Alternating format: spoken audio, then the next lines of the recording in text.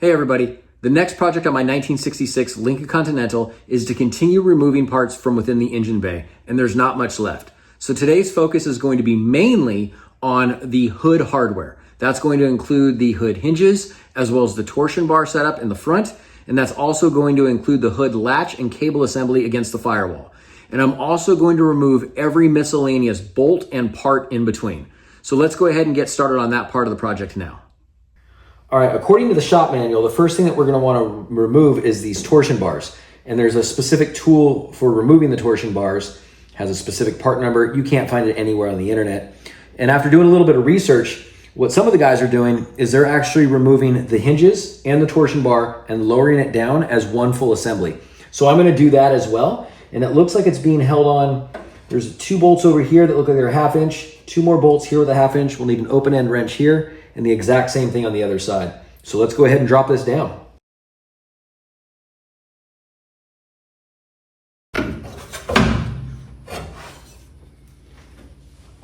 All right, with the hood hinges as well as torsion bars now removed, we're gonna make our way back to the firewall. And here we're gonna work on both the hood latch and cable assembly.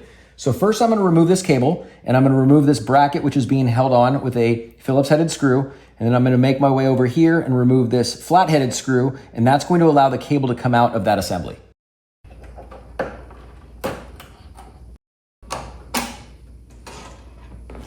And now we'll remove the hood latch assembly, which is being held on with 2 1/2 inch bolts. And I stand corrected. With those 2 out, there are still 2 more to remove. And no, it is not these 2. Those are part of the actual latch assembly. There's 2 more that go through the firewall and end up underneath the cowl grate area. So I'm going to jump into the engine bay and go ahead and grab those 2 out now.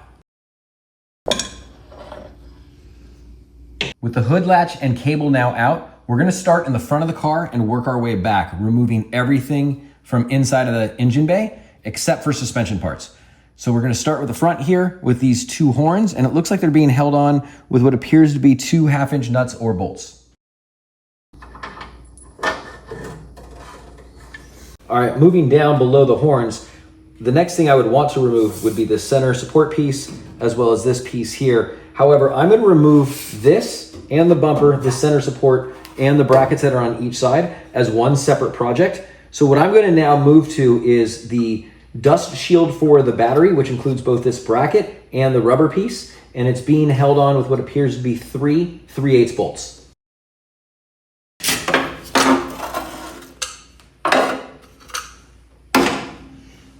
Next, we're now moving over to the driver's side, and we have this voltage regulator bracket as well as the rubber behind it. It too is being held on with what appears to be 3 3/8 bolts.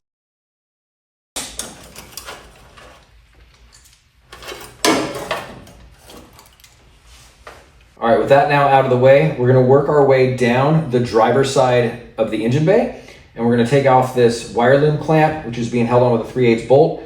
We're going to remove this plastic insert and this rubber insert and then work our way down.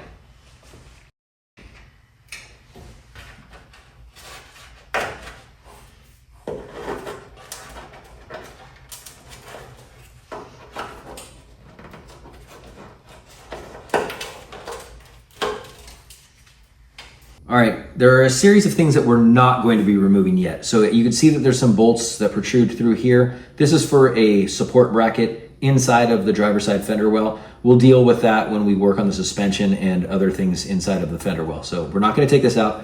These are what are holding on this mesh piece that's also inside of the fender well, so we're not going to deal with that. I'm not going to deal with this brake line or the steering box. That's going to be handled when we work on the front suspension. I am going to remove this. This was the bolt for the support bracket that goes across.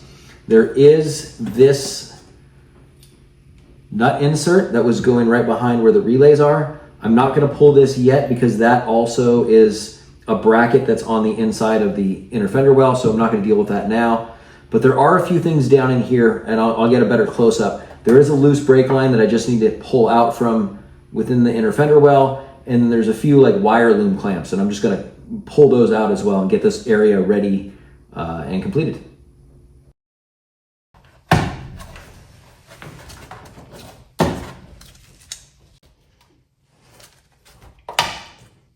All right, With the driver's side now done, we're gonna do the exact same thing on the passenger side. It's almost exactly the same. So we're gonna start with what we're not going to remove.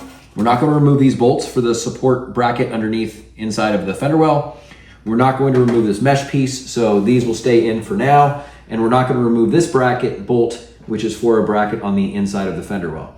What we are going to remove, we have a nut insert right here that we're gonna remove. I believe that there's a plastic insert here, and what is left of a previous wire loom clamp. So let's go ahead and get these out of the way now.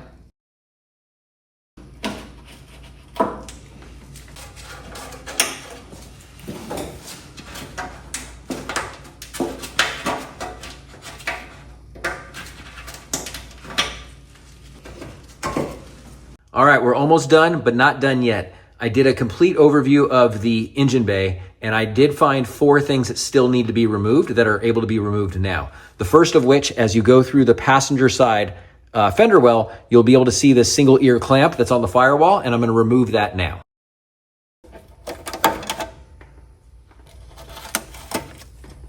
Next, we're gonna move to the passenger side frame rail, and what you're gonna see here is a bracket that is being held on with a 3/8 bolt. We're gonna take that out. And the reason that bracket is here is that part of the evap case that we pulled earlier mounted to that. So we're gonna pull that bracket out now.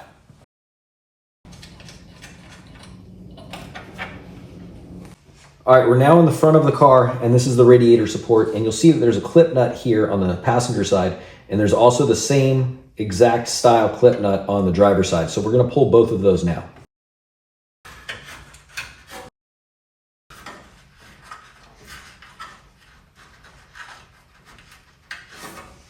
All right, that's a wrap. All miscellaneous parts in the engine bay have now been removed. But before I can even clean the engine bay, I still have multiple projects to get to that point. I am going to be removing the dashboard, and that's gonna allow me access to be able to remove the box for both the evap core and the heater core. I will be removing all of the suspension, and I will also be removing the front bumper assembly. And so those are all coming up next. So stay tuned for more content on the restoration of my 1966 Lincoln Continental. Thanks, guys.